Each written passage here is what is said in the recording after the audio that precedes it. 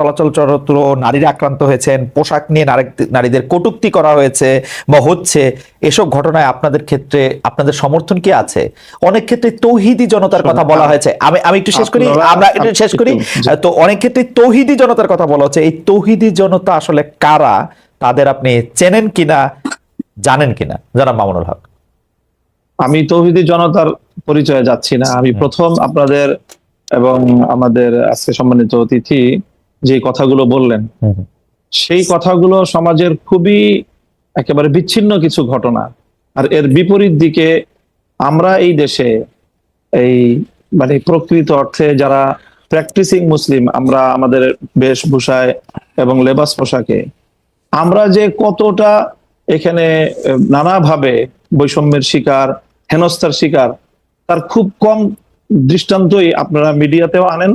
আর আপনাদের এই সাধারণ যেই যারা মহলে চলাফেরা করেন, আপনাদের খুব কম আমার মনে হয় এটা জানাশোনা আছে। এই যে কালী পূজার যে দৃষ্টান্ত উনি আনলেন, আমি যদি এর বিপরীতে দৃষ্টান্ত আনি যে বাংলাদেশের বুয়েটের মতো একটা শিক্ষা প্রতিষ্ঠানে, সেখানে সব ধরনের গান বাদ্য ইত্যাদির অনুষ্ঠানগুলো দেদারসে হচ্ছে, কখনোই সেখানে এটা নিয়ে কখনো কোনো সময় পারমিশনের ক্ষেত্রে কোনো বিধিনিষেধ হচ্ছে না, অথচ তারা একটা কোরআনের তাফসিরের আলোচনা করতে গিয়ে অনুমতি চেয়েছিলেন। রাসূল সাল্লাল্লাহু আলাইহি ওয়াসাল্লামের জীবনী আলোচনার মতো খুব একটা সাধারণ মানের ধর্মীয় অনুষ্ঠান আয়োজন করা পারমিশন চেয়েও বুয়েটের কর্তৃপক্ষের কাছ থেকে সেই অনুমোদনটা পাননি। এটা সকল মিডিয়াতে এসেছে।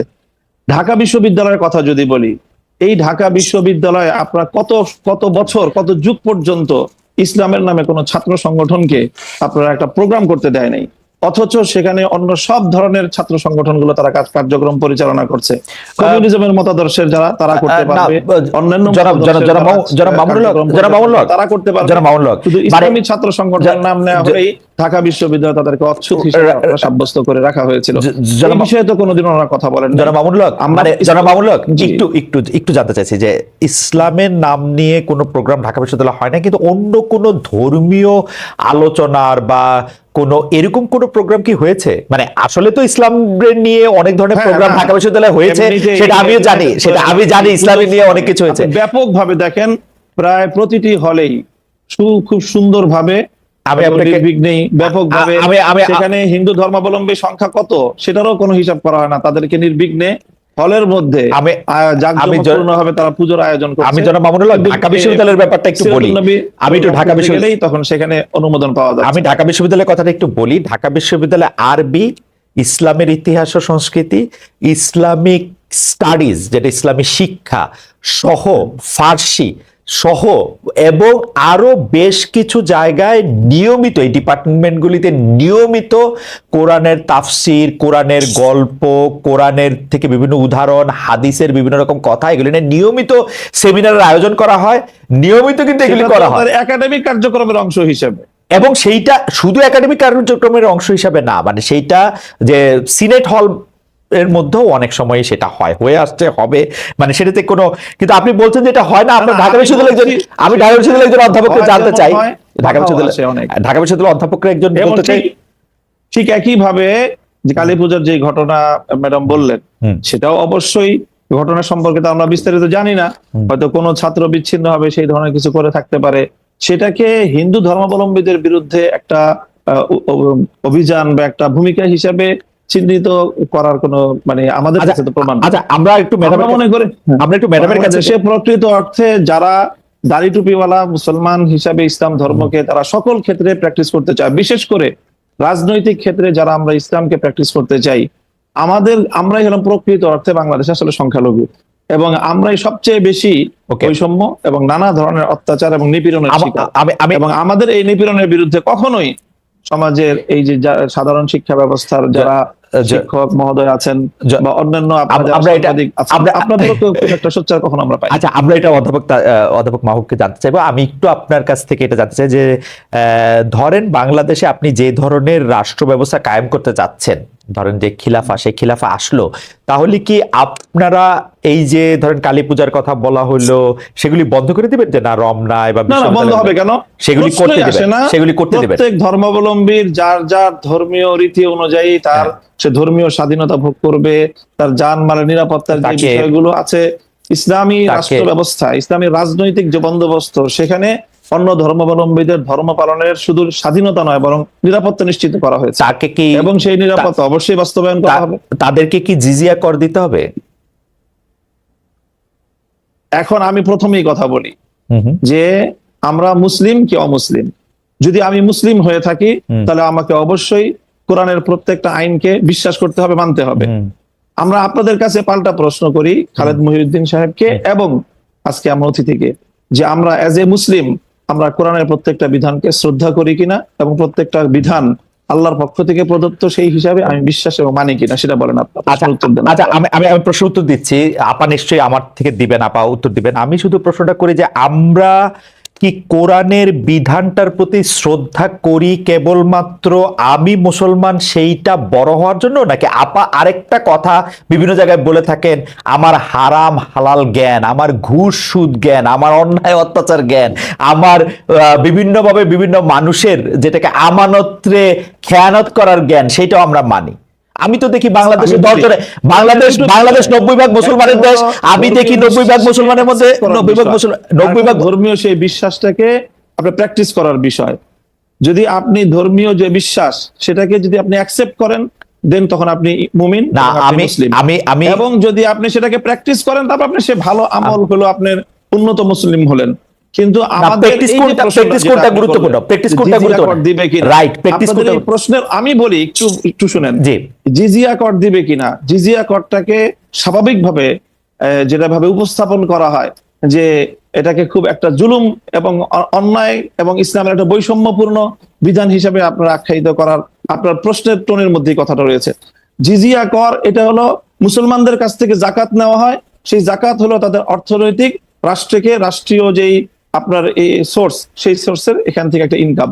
ঠিক তেমনি ভাবে অমুসলিমরা জাকাত দিবে না, তারা জাকাতের পরিবর্তে তারা জিজিয়া এবং কর দিবে, এবং এই জিজিয়া করের বিনিময়ে তারা তাদেরকে রাষ্ট্র সব ধরনের নিরাপত্তা এবং তাদের যে সার্ভিস গুলো দিবে, এটাকে আমরা সার্ভিস চার্জ বলতে পারি আসলে মূলত জিজিয়া কর। অধ্যাপক মামুনুল্লাহ, সরি অধ্যাপক তাসনিম সিরাজ মাহবুবের কাছে আমি একটু আসবো। আমি শুধু জানতে চাইছিলাম যে জাকাত যেমন একটা নির্দিষ্ট পরিমাণ ধন সম্পত্তি থাকলে সেই নির্দিষ্ট পরিমাণ ধন সম্পত্তির উপর ভিত্তি করে জাকাত দেওয়াটা যে জিজিয়া করো কি তাই? জিজিয়া কর হলো একটা চুক্তির ভিত্তিতে এবং যৌক্তিক পরিমাণে, মানে একটা লোক পক্ষ থেকে নির্ধারণ করা হয় যে মাথা পিছু সবার জন্য কোন পর্যায়ে কতটুকু সামর্থ্য থাকলে কতটুকু দিবে, এবং সামর্থ্যের বাইরে যদি কারো উপরে জিজিয়া কর আরোপ করা হয় তাহলে সেক্ষেত্রে কোরআন এবং হাদিসে সুস্পষ্টভাবে রাষ্ট্রকে নিষেধ করা হয়েছে, এবং যে এই আইন করবে একজন ব্যক্তির উপর সামর্থ্যের বাইরে যদি তার কাছ থেকে সার্ভিস চার্জ নেওয়া হয়, জিজিয়া কর নেওয়া হয়, তাহলে সেই আইন বলবৎ করা যাবে না। ইসলামিক স্পষ্ট বিধান রয়েছে। ইসলামের মধ্যে কোনটা বেশি গুরুত্বপূর্ণ, মুসলিমদের সাথে সেরকম একটা চুক্তি করা, আমরা এই প্রশ্নের উত্তর আপনার পরে আসছি, যে অমুসলিমের কাছে একটা চুক্তি ঠিক করা, নাকি হচ্ছে যে চুরি ডাকাতি ঘুষ সুদ, বিগত সরকারের বিরুদ্ধে যেসব দুর্নীতির অভিযোগ আছে, আমরা ব্যাংক লুট সেগুলি, তারপর হচ্ছে যে কোনো অন্যায়ের কাছে মাথা স্বীকার করা, দুর্নীতি করা, কোনটা বেশি গুরুত্বপূর্ণ সেটা আপনার কাছ থেকে শুনবো। আপনারা কেন এগুলির থেকে ওগুলি সামনে আনেন কিন্তু বেশি একটা গুরুত্ব আমরা দেই না কেন, সেটাও আমরা আপনার কাছ থেকে শুনবো। অধ্যাপক তাসনিম সিরাজ মাহবুব, জনাব মামুনুল হক কিন্তু একদম স্পেসিফিকলি বললেন যে তারা সবচেয়ে বেশি নিগ্রহের শিকার, তাদেরকে দেখলে যখন বোঝা যায় যে তারা এক ধরনের সিম্বলের মধ্যে আছেন, সেটা টুপি দাড়ি, এবং যখন তাদেরকে বোঝা যাচ্ছে তারা যখন ইসলামের হয়ে রাজনীতির কথা বলছেন, তাদেরকে শুধু উনি এই শব্দটা বলছেন যে তারাই নিজেদেরকে সংখ্যালঘু মনে করছেন, কারণ তাদেরকে এই অধিকার দেওয়া হচ্ছে না। সেটা ঢাকা বিশ্ববিদ্যালয়ে অধিকার দেওয়া হচ্ছে না, বিশ্ববিদ্যালয়গুলি বলছে না, সাংবাদিকরা অ্যাড্রেস করছে না। আপনার কি মনে হয়, আপনার মত শুনবো। কিন্তু আমরা একটা দর্শক জরিপের কথা আপনাকে একটু শোনাই, যে আমরা দর্শকদের কাছে জানতে চাইছিলাম যে বিচারের আগে আওয়ামী লীগের রাজনীতি করার অধিকার নেই, জুলাই আন্দোলনকারীদের এই অবস্থান সমর্থন করেন কিনা। শতকরা 68% এই অবস্থান সমর্থন করেছেন আমাদের দর্শকদের মধ্যে, শতকরা 32% সমর্থন করেন নাই। আমাদেরকে ভোট দিয়েছেন 62,000 ভোটার। আপা আপনার কাছে একটু আসি, উনি একদম স্পেসিফিক প্রশ্ন করেছেন যে যাদের দাড়ি টুপি আছে, যারা ইসলামী আকীদা মানছেন সংস্কৃতিগত ভাবে, তাদেরকে স্পেস কম দেওয়া হচ্ছে, যার জন্য নিজেকে সংখ্যালঘু বলছেন। আপনার মতামত একটু শুনতে চাই। যাক, শেষ পর্যন্ত ফ্লোরটা পেলাম। আমি তো ভেবেছি আমি আর কথা বলার সুযোগই পাবো না। আমি শুরু থেকে শুরু করি। প্র্যাকটিসিং মুসলিম উনি বলেছেন, উনি আইডেন্টিফাই করেছেন। আমিও আমাকে প্র্যাকটিসিং মুসলিম হিসাবে আইডেন্টিফাই করি। আমাদের দেশে, উনি পোশাকের রেফারেন্স দিয়েছেন, আমাদের দেশে আমি এরকম অনেক তথাকথিত ধর্মীয় লোককে চিনি, তারা শুধু দাড়ি টুপি না, তারা আরব দেশের যে পোশাকটা যেটা ওই আবহাওয়ার জন্য মানানসই, ওনারা বাংলাদেশে পড়েন দেখানোর জন্য যে ওরা কত ধার্মিক। এরকম প্রচুর লোককে আমি চিনি যে তারা সারা জীবনে বেতন পেলে যে টাকা হতো, মনে করেন যে সারা জীবনে উনি বেতন পেতেন হয়তো 3 কোটি টাকা, উনি 6 কোটি টাকার বাড়ি কিনে ফেলেছেন। এবং এরকম অসংখ্য উদাহরণ আমি দিতে পারবো। সো পোশাকে আশাকে আলোচনায় নাই গেলাম, আমার মনে হয় সেটাই সেফার। আর উনি ঢাকা বিশ্ববিদ্যালয় বা বুয়েট সম্পর্কে যে মন্তব্যগুলি করেছেন, আমার মনে হয় উনি কোনো পাবলিক বিশ্ববিদ্যালয়ে পড়াশোনা করেননি বা যাওয়ার সুযোগ হয়নি, তাই উনি সেটা জানেন না। খালেদ সাহেব যে ভাষা ডিপার্টমেন্টগুলির কথা বললেন, সেটার সাথে পার্সিয়ানও আছে, ফার্সির কথা বলেছেন, জি। আর পার্সিয়ান আছে, কিন্তু ওদিকে আবার সংস্কৃত ডিপার্টমেন্ট আছে। আমরা কিন্তু, হ্যাঁ, যদি বলবেন যে এইদিকে 5টা আছে ওদিকে একটা কেন, ওদের এই একটা নিয়েই পালিয়ান সংস্কৃত পাচ্ছে। আর তো ভাষা পাচ্ছি না, বাট আমরা অন্যান্য এশিয়ান মানে অন্যান্য ভাষা শিখাচ্ছি, উর্দু শিখাচ্ছি, জাপানিজ শিখাচ্ছি। সো আমার মনে হয় কি এই ধরনের সুইপিং কমেন্ট না করাই ভালো। আমি যেটা সম্পর্কে জানি না, আমি সেটা নিয়ে এত জোর দিয়ে আমি কথা বলবো না। আর কিছু কিছু পিলগুলি হারিয়ে যায়। কিন্তু আপা এই প্রশ্নটা তো আপা একটু প্রশ্নটা করি, সরি আপা, আপনি বলেছিলেন যে আপনাকে ইন্টারাপ্ট না করতে, কিন্তু এই প্রশ্নটা করি, আপনি কি এটা দেখতে পান না যে ঢাকা বিশ্ববিদ্যালয়ে মানে একটা জায়গার তো একটা মানে টোন থাকে, তাই না? আমরা ঢাকা বিশ্ববিদ্যালয়ে যারা পড়াশোনা করতে আসছেন তাদের মধ্যে কতজনকে আমরা জনাব মামুনুল হকের মতো পোশাক আশাক পরতে দেখি? তাদের মধ্যে অনেকেও এই প্র্যাকটিসটা করতে চাইলেও যে তারা অনেকে করতে পারছেন না, সেইটাও কি একটা স্টিগমা তাদের উপর চাপানোর চেষ্টা করা হইতেছে কিনা? মানে যারা ধরেন দাড়ি রাখতে চান, টুপি পরতে চান, পাঞ্জাবি পায়জামা পরতে চান, লম্বা ঢোলা আলখাল্লা জব্বা পরতে চান, সেইটা তাদের উপর আসলে চাপানো হয় কিনা একটা স্টিগমা যে না তুমি এখানে ফিট ইন করো এটা না কোনো ইনস্টিটিউশনাল ডিসিশন না, এটা হচ্ছে শিক্ষক টু শিক্ষক ভ্যারি করে।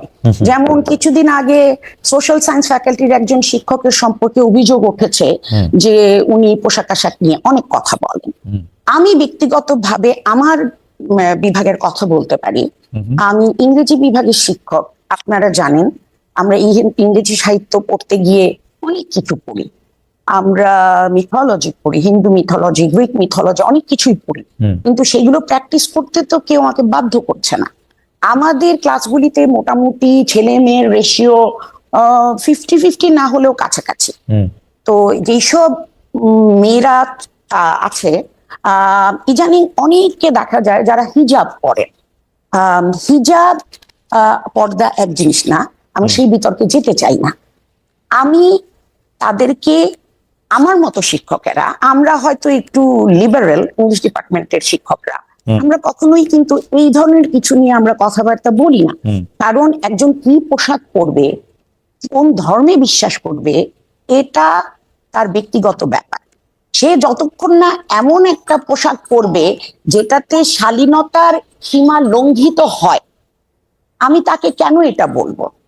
আমাদের স্টুডেন্টরা জিন্স পরে আসছে, টি শার্ট পরে আসছে, আলখেল্লা পরে আসছে, বোরখা পরে আসছে, এবং আপনারা হয়তো জানেন না ইংরেজি বিভাগে এখন প্রচুর মাদ্রাসার ছেলে পড়ে, প্রচুর।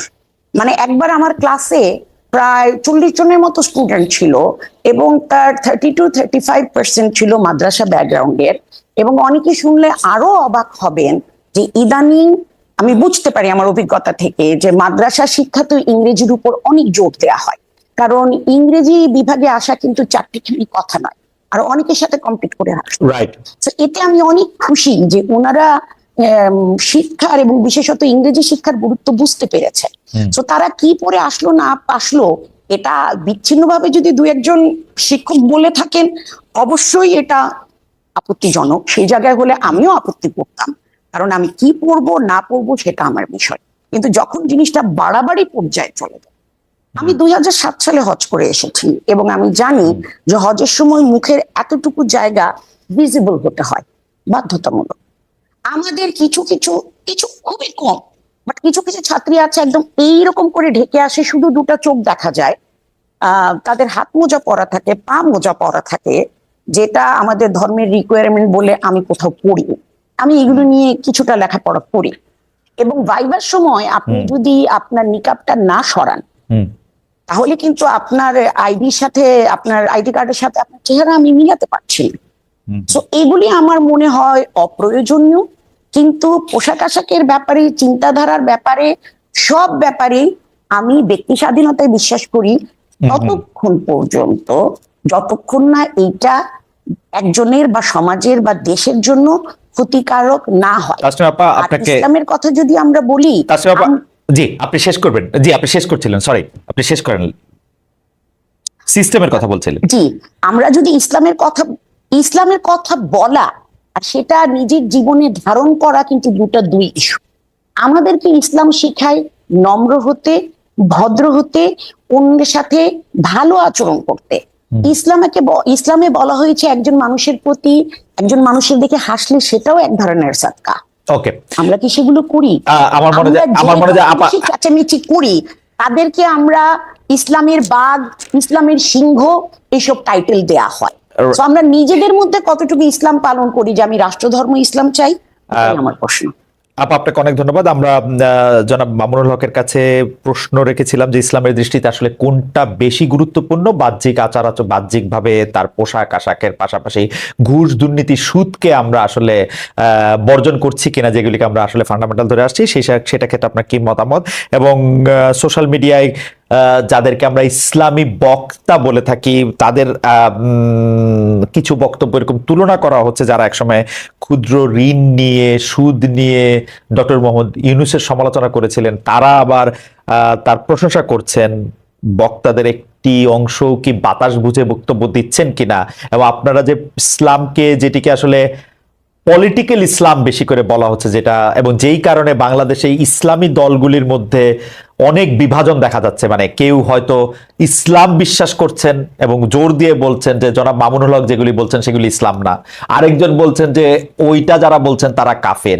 ওই পুরো ব্যাপারটা ধরে যদি একটু আলোচনা করেন যে আসলে কোনটা বেশি গুরুত্বপূর্ণ, কোনটাকে আমরা ফান্ডামেন্টাল ধরবো, জনাব মামুনুল হক। আসলে অনেকগুলো মানে এখন বিষয় আমার সামনে আলোচনার জন্য, সময় কতটুকু পাবো আমি জানি না।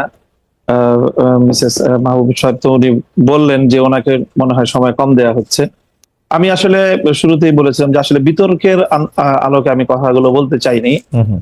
প্রথম যে প্রসঙ্গটা আপনারা দুজনই আলোচনার মধ্যে আনলেন, আমি ঢাকা বিশ্ববিদ্যালয় সহ আমাদের বুয়েটের ক্যাম্পাস যেই স্পেসিফিক যেই কথাটা আমি বলেছি, আপনারা খবর নিয়ে দেখেন, গত 1 মাসের ব্যবধানের ঘটনা।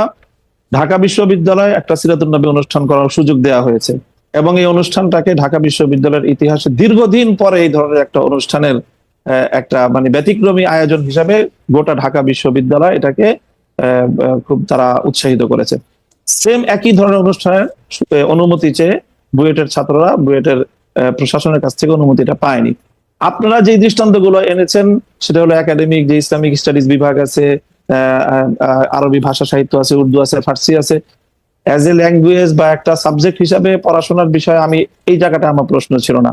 আমার প্রশ্ন হলো যে বিগত 50 বছরে ঢাকা বিশ্ববিদ্যালয়ে ইসলামী ছাত্র মজলিস, ইসলামী ছাত্র আন্দোলন, ইসলামী ছাত্র শিবির নামে আপনারা ঢাকা বিশ্ববিদ্যালয়ের ক্যাম্পাসে কোনো কার্যক্রম পরিচালনা করার সুযোগ আপনারা দিয়েছেন, ইসলামী কোনো সংগঠনকে দেওয়া হয় নাই। এই জায়গাটার আমি ইসলামী রাজনৈতিক চর্চার যে সুযোগটা থেকে ইসলামপন্থীদেরকে চরমভাবে বৈষম্যমূলক ভাবে তাদেরকে দমন করা হয়েছে। মামুন ভাই একটা ছোট্ট প্রশ্ন কি করতে পারি, যে ধরেন আপনি যে, আমি কথাগুলো শেষ করি। আচ্ছা ঠিক আছে। দ্বিতীয় বিষয় যেটা ম্যাডাম বললেন যে এই যে পোশাকের যে বিষয়, আমি কিন্তু পোশাকের যে বিষয়টা বলেছি সেখানে আমি সুনির্দিষ্টভাবে একটা কথা বলেছি, সেটা হলো এই যে আমরা যারা ইসলামকে রাজনৈতিক ভাবে আমরা রাজনীতিটাও যারা ইসলামের আলোকে করতে চাই, আমরা মনে করি যে ইসলাম কমপ্লিট কোড অফ লাইফ, সকল পূর্ণটাই ইসলামকে মানতে হবে। আমি ব্যক্তিগত জীবনে ইসলামকে মানবো, আমি ব্যবসার ক্ষেত্রে, অর্থনীতির ক্ষেত্রে ইসলামকে মানবো না, অথবা রাজনীতির ক্ষেত্রে ইসলামকে মানবো না। ইসলামকে এভাবে খণ্ডিত আকারে মানার কোনো সুযোগ আল্লাহ কোরআন দেয়নি, বরং পরিপূর্ণভাবে ইসলামকে, যারা পরিপূর্ণভাবে ইসলামকে মানতে চাই, এবং বিশেষ করে যারা আমরা রাজনীতিতে ইসলামকে অনুসরণ করতে চাই, আমাদের উপর রাষ্ট্রীয় যে দমন পীড়ন চালানো হয়েছে সেটা অন্য কোনো আদর্শিক ভাবে রাজনীতি যারা করে আদর্শিক কারণে অন্য কারোর উপরে সেই বৈষম্যটা বাংলাদেশে অতীতে হয়নি। এই জায়গাটার কথা বলেছি। আপনারা বিষয়টা বারবারই আপনারা আলোচ্য বিষয়টা ভিন্ন দিকে নিয়ে না না, আচ্ছা ঠিক আছে। দ্বিতীয় বিষয় আমি বলি আপনি যে প্রশ্ন করেছেন সেই প্রশ্নের জায়গায় আমি আসি, যে একটা বিষয়ের গুরুত্ব আছে, সবটারই গুরুত্ব রয়েছে। সুদ ঘুষ দুর্নীতি সহ যেই সকল বিষয়গুলো ইসলাম নিষিদ্ধ করেছে এর প্রত্যেকটার বিষয়ে আমরা ফোকাস করি, আমরা আলোচনা করি। হয়তো সবটা আপনারা শুনেন না বা সবটা সেইভাবে মিডিয়ায় কভারেজ পায় না।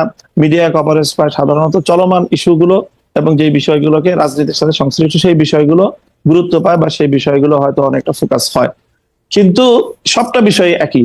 সর্বশেষ আপনি যে কথাটা এনেছেন, এই যে ক্ষুদ্র ঋণ এবং সুদ ব্যবস্থা এবং ডক্টর ইউনূস সাহেবের সাথে বর্তমান সময়ে তার যে প্রশংসামূলক কিছু কথাবার্তা, দেখেন এখনো আমরা বলি যে সুদ ইসলামের দৃষ্টিতে জঘন্যতম একটা অপরাধ এবং নিষিদ্ধ একটা বিষয়। কাজেই সেটা ক্ষুদ্র হোক আর বৃহৎ আকারে হোক, ক্ষুদ্র ঋণের মাধ্যমে যে কাজটা হয়েছে সেটা হলো সমাজের তৃণমূল পর্যায় পর্যন্ত সুদ ব্যবস্থাটাকে পৌঁছে দেওয়া হয়েছে। সেই জায়গাটা থেকে আমরা অতীতেও সমালোচনা করেছি, আজও ডক্টর ইউনূস সাহেবের সমালোচনা করছি, ভবিষ্যতেও আমরা সেই জায়গা থেকে, ইসলামের জায়গা থেকে, যদি আমি মুসলিম হয়ে থাকি আমাকে সেই সুদ ব্যবস্থার বিরুদ্ধে আমাকে কথা বলতেই হবে। সুদ ব্যবস্থার প্রবর্তক হিসাবে এবং ক্ষুদ্র ঋণের মাধ্যমে সুদকে তৃণমূল পর্যায়ে পর্যন্ত পৌঁছে দেওয়ার জন্য আমরা ডক্টর ইউনূস সাহেবের সমালোচনা ভবিষ্যতেও করব। তবে তিনি একটা জায়গায় ভুল করেন, একটা জায়গায় সমালোচনার পাত্র, তাই বলে ওনার সব কাজই যে সমালোচনার যোগ্য সেটা নয়। তিনি দেশের অন্যান্য ক্ষেত্রে একটা দেশকে সামনের দিকে অগ্রসর করার ক্ষেত্রে এবং দেশের বর্তমান সংকট মামুন ভাই, আপনার বক্তব্য পরিষ্কার, নেতৃত্ব দিতে পারছেন। মামুন ভাই আমি একটু প্রশ্নটা করি যে আপনি ইসলাম নিয়ে যারা রাজনীতি করছেন তাদের পরিপূর্ণ রাজনীতি, কিন্তু আপনি ধরে নেন যে আমরা সাধারণ বাংলাদেশের মানুষ আমরা ফলো করতে চাই আপনাদের আলেমদের, কিন্তু আমরা তো স্পষ্ট দেখতে পাচ্ছি যে আপনারা ঈদে মিলাদুন্নবী করবেন কি করবেন না সেটা নিয়ে দুই পক্ষ, তিন পক্ষ, বহু পক্ষ, 100 পক্ষ দাঁড়িয়ে গেছে। আমি শেষ করি, এটি নামাজ কিভাবে পড়া হবে কি পড়া হবে না সেটি আপনারা আসল ইসলাম নাকি চরমনাই আসল ইসলাম, আসল ইসলাম কি আসলে আটরশি, আসল ইসলাম কি আসলে মাওলানা রাজ্জাক সাহেব, এইটা নিয়ে তর্ক ছাড়া তো আমি মানে আর কোনো কিছু দেখি না। আরেকটা প্রশ্ন আমাদেরকে আপনার জন্য করেছেন, উনিও একজন আলেম, উনি বলেছেন যে খ্রিস্টান শাসন বলতে কি বোঝাচ্ছেন, তারা কি বাইবেল অনুসারে শাসন করছেন, এখন আমেরিকা ইউরোপ যে শাসনে চলছে সেটা খ্রিস্টান ধর্মীয় শাসন কিনা, সৌদি আরবে যা চলছে তা ইসলামী শাসন কিনা, সৌদি আরবে ছাত্র সংগঠন করার অনুমতি রয়েছে কিনা। আমি আপনার কাছ থেকে একটু মানে খুবই ক্ষমা চেয়ে নিয়ে 2 মিনিটে একটু শেষ করতে বলছি, আমার একটু টাইম কনস্ট্রেইন আছে। জি জি, প্রথম প্রশ্নটা আবার বলেন তো একটু। প্রথম প্রশ্নটা হচ্ছে যে আপনি পরিপূর্ণ ইসলাম বলছেন কিন্তু সাংঘর্ষিক, এই যে আপনি ঈদে মিলাদুন্নবী সহ যে সকল মতবিরোধপূর্ণ যে বিষয়গুলি আপনি প্রশ্ন তুললেন, দেখেন আমাদের মতবিরোধপূর্ণ বিষয় খুবই গৌণ। মৌলিক কোন বিষয়ে আমাদের মধ্যে ইসলামিক যারা বিভিন্ন স্কুল অফ থট যারা আমরা ফলো করে থাকি আমাদের মধ্যে কোনো দ্বিমত নেই। 5 ওয়াক্ত নামাজ এই বিষয়ে কেউ দ্বিমত করেছে, রমজান মাসে 30টা রোজা রাখতে হবে এই বিষয়ে কেউ দ্বিমত করেছে, প্রত্যেকটা মুসলমানের উপর সামর্থ্য থাকলে একবার হজ করা ফরজ কেউ দ্বিমত করেছে, প্রত্যেকটা যারা নাকি সামর্থ্যবান তাদেরকে যাকাত দিতে হবে এই বিষয়ে দ্বিমত করেছে, এবং ফজরের নামাজ 2 রাকাত, জোহরের নামাজ 4 রাকাত, আসরের নামাজ 4 রাকাত, মাগরিবের নামাজ 3 রাকাত, এশার নামাজ 4 রাকাত, এই বিষয়ে আজ পর্যন্ত কাউকে আপনি দ্বিমত পেয়েছেন? খুবই শাখাগত কিছু বিষয়ে দ্বিমত রয়েছে মুসলমানদের মধ্যে এবং সেই বিষয়গুলো আলোচনার মধ্যে আসে এবং সেটা প্রত্যেকটা মতাদর্শের মধ্যে যখনই আপনি আলোচনা, জ্ঞানগত আলোচনা হবে তখন সেই দ্বিমতগুলি আসবে সেখানে। সেই বিষয়গুলি তো এটার সাথে আপনি এখানে আলোচনার মধ্যে এই প্রসঙ্গগুলি আনার কোনো প্রয়োজন নেই। ওকে, দ্বিতীয় যে প্রশ্ন আপনি করেছেন সেটা হলো যে খ্রিস্টান শাসন বলতে আমি বুঝিয়েছি এখনকার যে শাসন পশ্চিমা বিশ্বের শাসনকে বলছি 500 বছর ধরে। এর আগ পর্যন্ত আমি যেটা বলেছি যে যে পশ্চিমা বিশ্বের এই সেকুলার রাষ্ট্র ব্যবস্থা বা রাজনৈতিক এই যে গির্জা বিপরীত যে রাষ্ট্র ব্যবস্থা পশ্চিমা বিশ্ব অনুসরণ করছে, এর আগ পর্যন্ত তাদের যে শাসন ব্যবস্থা ছিল সেটা খ্রিস্ট শাসন ব্যবস্থা ছিল। আমি সেখানে বলেছি যে সেই খ্রিস্ট ব্যবস্থায় ব্যাপকভাবে খ্রিস্ট রাষ্ট্রগুলো কর্তৃক ইহুদিরা নিগৃহীত হয়েছে এবং সেই সময়টা ইহুদিরা মুসলমানদের প্রোটেকশনে তারা থেকেছে। ওই জায়গাটা আমি বলেছি। এর বিগত 500 বছর ধরে পশ্চিমা বিশ্ব তারা তো গির্জার শাসনের বিপরীতে সেকুলারিজমকে তারা রাষ্ট্র ব্যবস্থা হিসাবে, রাজনৈতিক বন্দোবস্ত হিসাবে তারা ফলো করছে এবং সৌদি আরব যেটা করছে সেটাও আংশিক ভাবে তারা কিছু কিছু ক্ষেত্রে কোরআনের বিধানকে অনুসরণ করে, পূর্ণাঙ্গ ইসলামিক রাজনৈতিক বন্দোবস্তকে তারা অনুসরণ করে না। কাজে সৌদি আরব আমাদের কোনো মডেল না, সেটা কিন্তু আমাদের কাছে প্রশ্ন করলে আমরা সেখানে সরি বলা ছাড়া আমাদের কোনো উপায় নেই। জনাব মামুনুল হক, আপনাকে ধন্যবাদ। আপনি খুব কম সময় বলেছেন। আমি আবারও প্রশ্নটি করে রাখি, আপনি যেগুলিকে সামান্য বিরোধ বলছেন, আমরা কিন্তু সেগুলিকে সামান্য বিরোধ দেখছি না। আমরা দেখেছি যে আপনার মনে থাকবে জনাব নুরুল ইসলাম ফারুকী খুন হয়েছিলেন প্রাইসিমালের কারণে, তাকে জবাই করে হত্যা করা হয়েছিল। এই রকম মতবিরোধ থাকার কারণে, আমরা এরকম মতবিরোধ থাকার কারণে কিন্তু বিভিন্ন জায়গায় বিভিন্ন সেক্ট দেখছি যে বিভিন্ন গোষ্ঠী, স্বঘোষিত গোষ্ঠী যারা একজন আরেকজনকে কাফের বলছেন, আক্রমণ করছেন। এমনকি আপনাদের ইসলামিক আদর্শের রাষ্ট্রের সঙ্গে জামায়াতে ইসলামের ইসলামী রাষ্ট্রের বা অন্য কোন ইসলামিক দলের আদর্শিক রাষ্ট্রেরও একটা বড় তফাৎ আমরা দেখে যাচ্ছি। এইটাকে আপনারা কনসলিডেট কিভাবে করবেন, আপনারা এইটা ভাবছেন কিনা, এটা আমার প্রশ্ন। আমি একটু অধ্যাপক তাসনিম সিরাজ মাহবুবের কাছে আমরা একটু যেতে চাই যে আপনি এক সাক্ষাৎকারে এটি বলেছেন যে দেশের সার্বিক সংস্কারের জন্য অন্তর্বর্তী সরকারকে সময় দিতে হবে। এই সরকারকে আপনি কত বছর সময় দিতে চান? 2, 3, 5 বছর সময়? আর একটা জিনিস আপনাকে বলে রাখতে চান, আমাদের আর সময় নেই, আসলে এই প্রশ্নটাই আপনাকে করতে চাই, অন্তর্বর্তী সরকারকে আপনি কতখানি সময় দিতে চান? 2, 3 না 5 বছর? এবং আপনি কেন মনে করেন যে সংস্কার আসলে অন্তর্বর্তী সরকার করবে, সেটা পরবর্তী সরকার এসে করবে না?